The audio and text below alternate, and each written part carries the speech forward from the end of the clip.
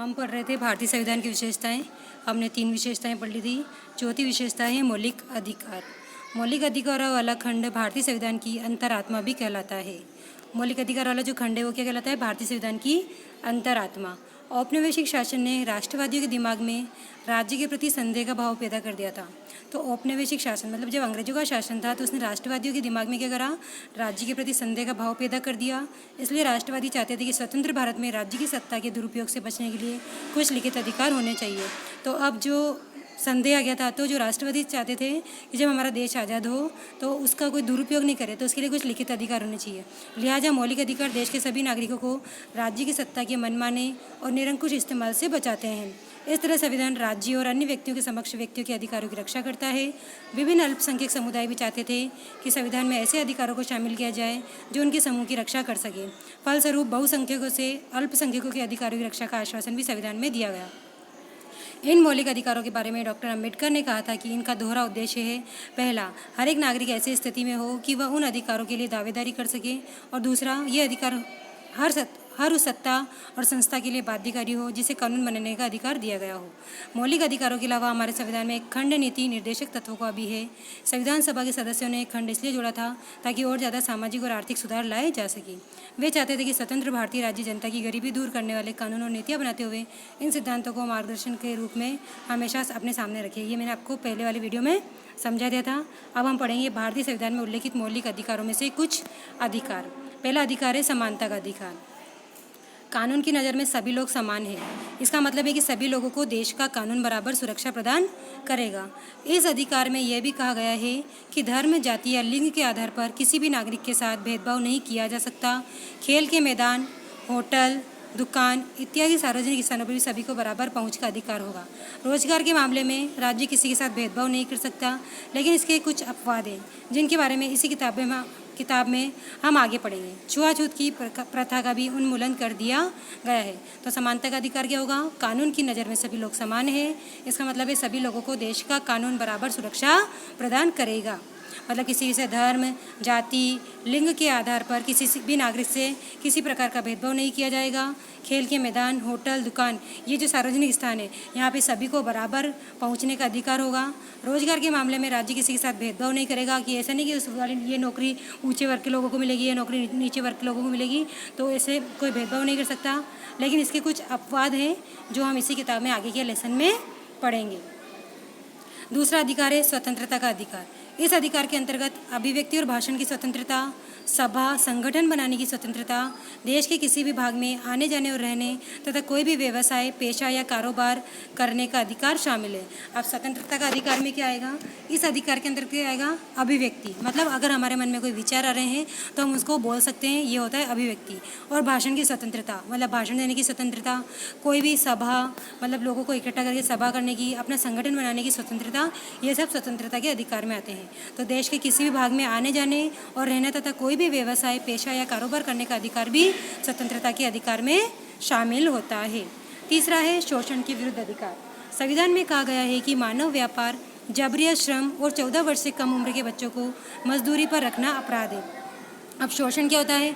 अगर 14 साल से कम उम्र के बच्चे से अगर आप कार्य करा रहे हो, इसे कोई होटल में लगा रखा है या कोई भी वो कार्य कर रहा है, तो ये उसका हो जाएगा शोषण।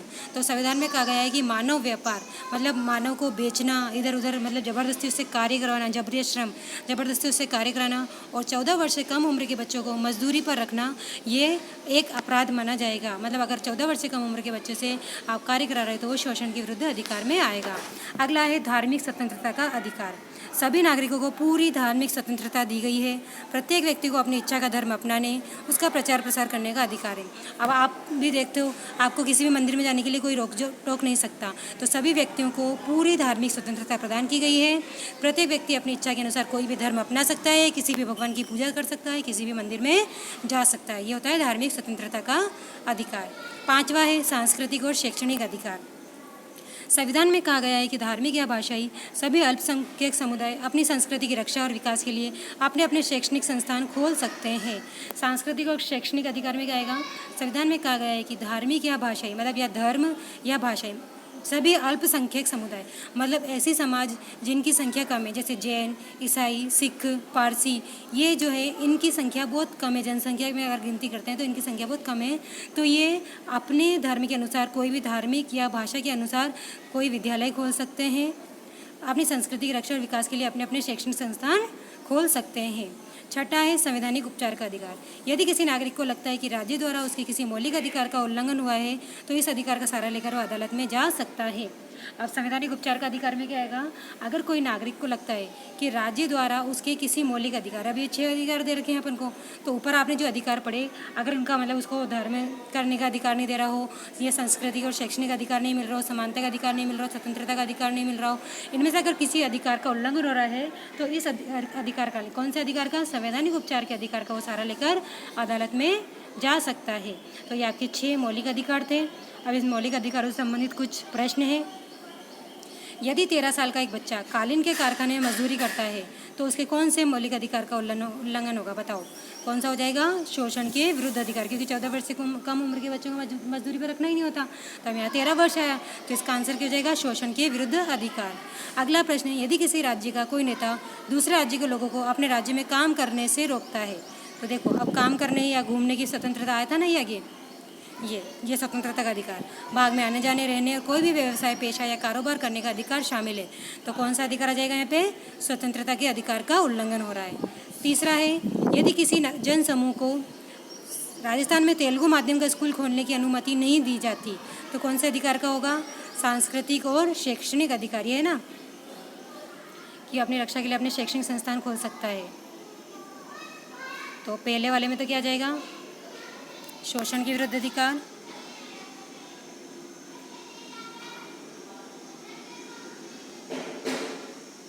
पहले में आ जाएगा शोषण,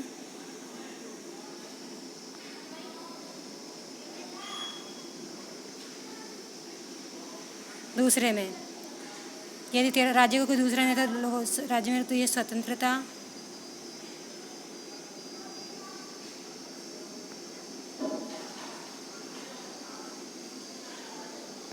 तीसरा ये आ जाएगा यहाँ पे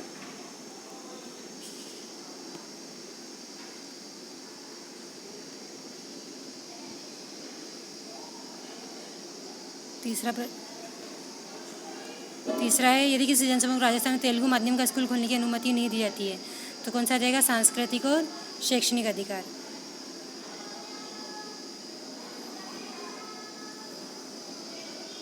ये तीसरे का आंसर हो जाएगा, सांस्कृतिक और शैक्षणिक अधिकार। चौथा, यदि सरकार सशस्त्र बलों में कार्यरत किसी अधिकारी को इसलिए पदोन्नति नहीं दे रही क्योंकि वह अधिकारी महिला है, तो लिंग के आधार पर भेदभाव, जाति धर्म के आधार पर भेदभाव ना हो, तो इसके लिए कौन सा आ जाएगा? ये पहला नंबर वाला समानता का अधिकार, ये चौथे का आंसर हो जाएगा। ठीक है, आप इनको कॉपी में नोट करना। 6 पहले मौलिक अधिकार के नाम लिखना और उसके बाद ये क्वेश्चन है और इन क्वेश्चन के आंसर भी आप कॉपी में नोट कर लेना। धन्यवाद।